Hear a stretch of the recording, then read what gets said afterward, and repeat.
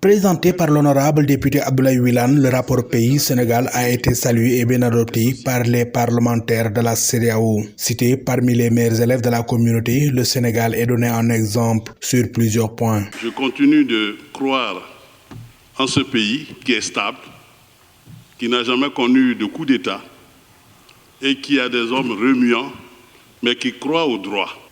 La situation politique au Sénégal, on ne peut dire qu'on l'apprécie et souhaiterait que les autres pays de la sous-région emboîtent le pas. Le geste du khalife général des Mourides qui a réconcilié les présidents Wade et Sall a été hautement salué par les députés de la CEDEAO. À l'interne, le Sénégal a trouvé des mécanismes innovants et du reste pour ce pays, ce n'est pas une première, de voir donc des forces sociales.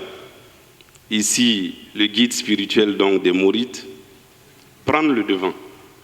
Et nous disons que ce qui est arrivé au Sénégal devrait être partagé pour toute la sous-région.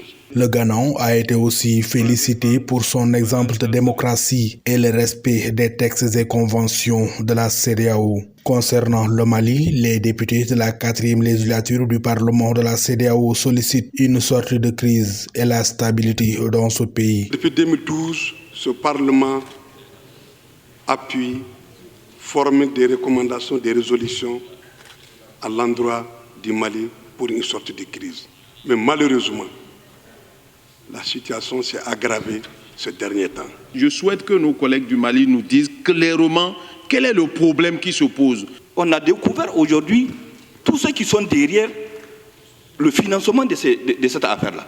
Comment vous pouvez imaginer que des bandits disposent des hélicoptères? Ça, c'est pas possible. Ce qu'il faudrait, c'est d'aller vers les grandes réformes aujourd'hui du système des Nations Unies.